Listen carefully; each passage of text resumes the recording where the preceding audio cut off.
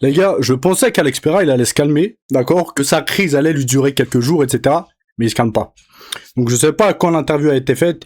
En tout cas, là, l'info sort maintenant sur Twitter. Et généralement, les gars sur Twitter sont assez réactifs parce que c'est des grosses pages de MMA anglophones. Donc généralement, une info, elle sort. Eux, ils sortent directement sur Twitter quelques minutes ou quelques heures après les informations. Donc le mec il persiste dans son délire, je vais vous expliquer qu'est-ce qu'il a dit, etc., etc., mais il semble traumatisé. Après peut-être que c'est vrai, hein. Peut-être, c'est comme ça, on est humain, tu peux te manger voilà, il y en a, il va faire du cheval, il va tomber du cheval, il va avoir peur de remonter à cheval, il y en a, ça va être, je sais pas, il va aller à la piscine, il va se noyer, il va avoir peur après d'aller à la piscine, il va avoir peur de l'eau, etc., etc. Tu peux avoir, en fait, quand t'as un gros choc émotionnel, émotionnel, tu peux avoir des traumatismes. Ça se trouve là, Cyril Gann, il l'a traumatisé, les gars. Il a fait un truc, Alex Pereira, il a eu un chèque émotionnel. Comme Aspinal et tout. Ah, Cyril Gann, c'est un boucan, les gars. Bref, on va parler de ça, on va parler de Josh O'Keefe, de Justin Gage, on va faire le tour de l'actu, les amis. Et on commence tout de suite avec Baki. Bon, il fait un petit peu, il met un petit peu des frappes dans la machine à frappe, là. Mais ouais, il cogne, hein. Il cogne. Coup de peupon.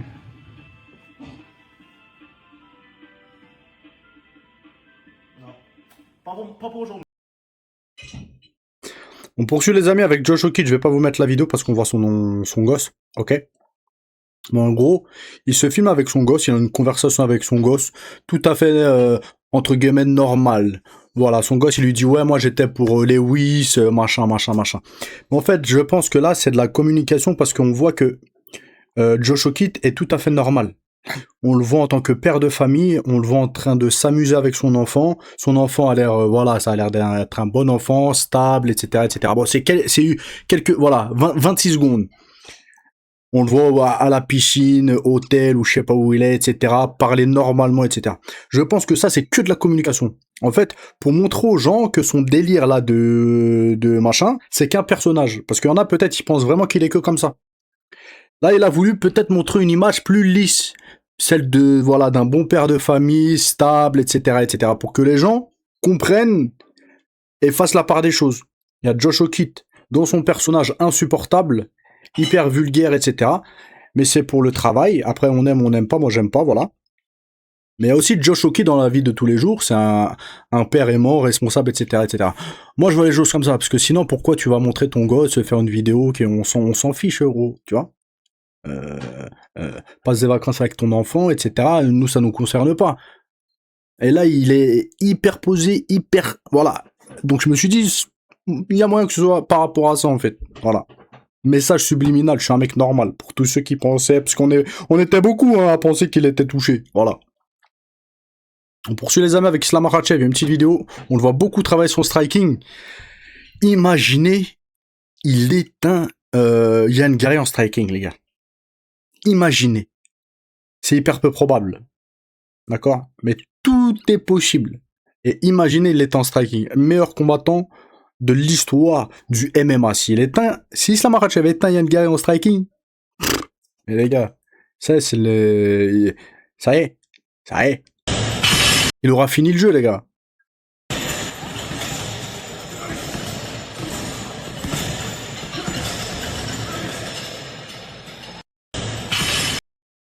On poursuit les amis avec Eddie Hearn, qui est actuellement à Paris, du moins il y a quelques jours, hier, ou voilà, ces dernières heures, il semblerait qu'il était à Paris, peut-être il y est toujours, hein.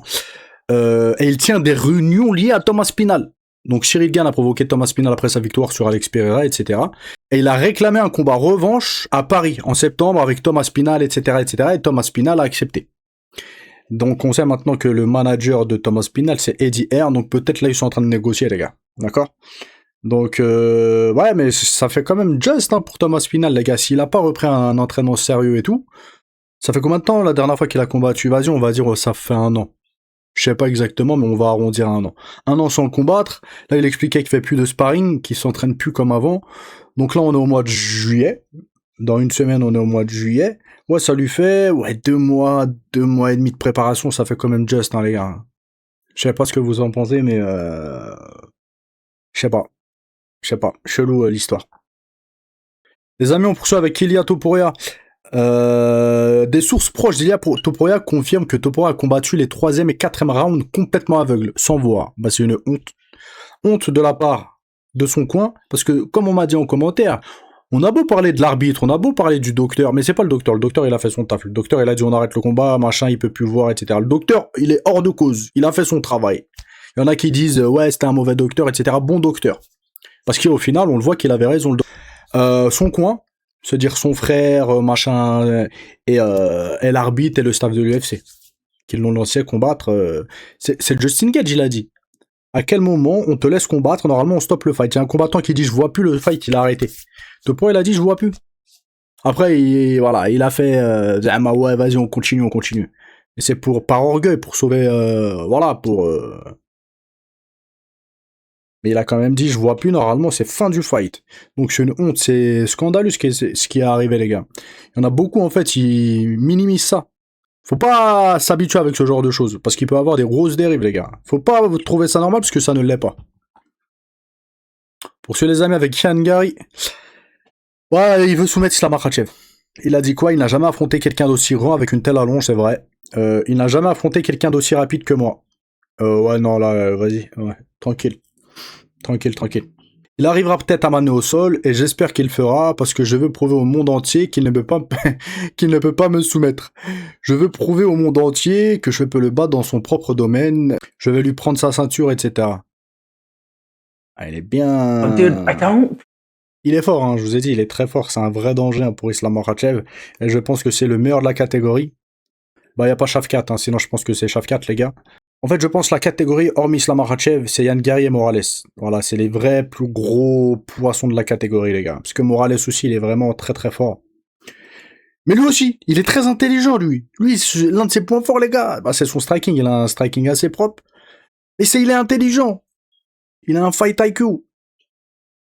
Donc là, il dit, ouais, il veut soumettre Islam Makhachev, etc. Ah, les gars, il va pas dire son vrai game plan, ok? De toute façon, son game plan, ça fait de quoi? Striker. Il n'y a pas 40 000 solutions. Poursuit justement avec Okit, les amis. Il va affronter Alex Pereira pour la ceinture BMF au Madison Square Garden en novembre. Mais il a aussi call out Cyril Gane. Et ouais, mais non. Vas-y, va affronter Alex Pereira si tu veux. Mais Cyril Gane, là, il a d'autres chats à fouetter. Là, c'est Thomas Pinal le prochain, d'accord? Et il a dit quoi? Cyril Gane porte un... J'ai même pas envie de le dire. Porte un slip quand il tombe sa pelouse. Si Thomas Pinal ne revient pas... Ah oui, il a dit si Thomas Pinal ne revient pas. Alors combattons en septembre à Paris. Je te battrai dans un combat et aussi en contre 1 au basket. Parce que je suis aussi l'athlète le plus polyvalent à avoir jamais mis les pieds dans l'octogone. Donc là, il dit, hein, voilà. Hein, Est-ce que... Petite question. Est-ce que vous êtes hypé de voir Josh Okit contre Cyril Gane? Parce que là, il y en a plein en commentaire qui me disent c'est un bon combattant, Josh Okit. Les gars, moi, je mettais des réserves. Je me suis dit potentiellement, les gars, voilà, machin. Et quand j'ai vu le fight avec Derek Lewis, vas-y, il m'a pas du tout impressionné. Je pense que c'est un combattant de seconde zone, les gars. Quand je dis seconde zone, même s'il est dans le top 5 voilà, de la catégorie, imaginons, ça reste seconde zone. Voilà. À défaut, en fait, parce qu'il n'y a pas énormément de clients chez les poids lourds, tout simplement, ok? Mais je trouve pas qu'il est vraiment fort. Donc, est-ce que vous êtes hypé par un combat entre Josh Okit et Cyril Gane? Imaginez, les gars, ils s'affrontent cet été-là. Josh Okit, il éteint Cyril Gane. Aïe.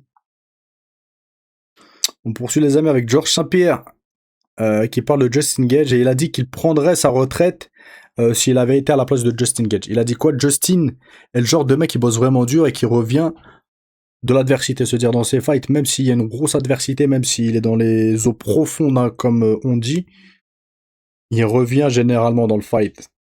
C'est pas un mec, c'est un mec, il a un gros mental, etc. Il a du cœur. Voilà, c'est un guerrier. Et poursuit en disant, si j'étais lui, je prendrais ma retraite. Ce serait une fin incroyable. Qu'est-ce qu'il veut accomplir d'autre? Il a tout fait. Effectivement. Il a combattu des combattants de plusieurs générations, ça veut dire nouvelle génération. Paddy Pimblett, etc. Ancienne génération, Khabib, Dustin Poirier, machin. Ça y est, tu viens d'être champion à 38 ans, tu veux quoi d'autre? Ça y est, va, je sais pas. 38 ans, il vient d'être champion, il continue à combattre. Je comprends pas. Franchement, je comprends pas. En parlant de Justin Gage, Gaethje, il a perdu contre qui dans sa carrière? Il a perdu contre 5 combattants. Alvarez, Poirier, Khabib, Oliveira et l'autre là, j'ai oublié son blaze, Holloway. On poursuit les amis, je pense qu'il y en a pas mal qui vont être ravis. Il semblerait que Ousmane Nurmagomedov, 21-0, est en route vers l'UFC. J'aimerais bien voir un Ousmane Saladin Parnasse. Ousmane Saladin Parnasse, vous en pensez quoi les gars? Ça pourrait être un fight vraiment, vraiment pas mal. Et on poursuit et termine les amis avec Alex Pereira. Bon bah il persiste en fait. Gaethje il a dit quoi? Alex Pereira dit qu'il a peur de reprendre le combat à cause de la manière dont les arbitres gèrent les coups derrière la tête. Honnêtement, j'ai peur de reprendre le combat avec tout ce qui se passe. Et poursuit et termine en disant, je pense que j'ai déjà fait ma part. Ah. Ah. Est-ce que ça annonce... Est-ce que ça annonce une retraite anticipée? Attendez, on va regarder les commentaires.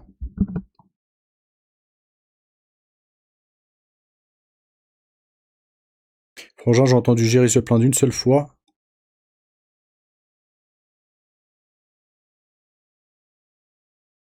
Il est temps de se débarrasser de certains de ces références établies. Trop souvent, ces types se sentent à l'aise d'être mauvais ou de faire des délires pour machin, on s'en fout, vas-y. Cette scène, elle est violente, les gars. Enfin, cette image, elle est violente. Là, on voit Alex Pereira, les gars, il est pas bien.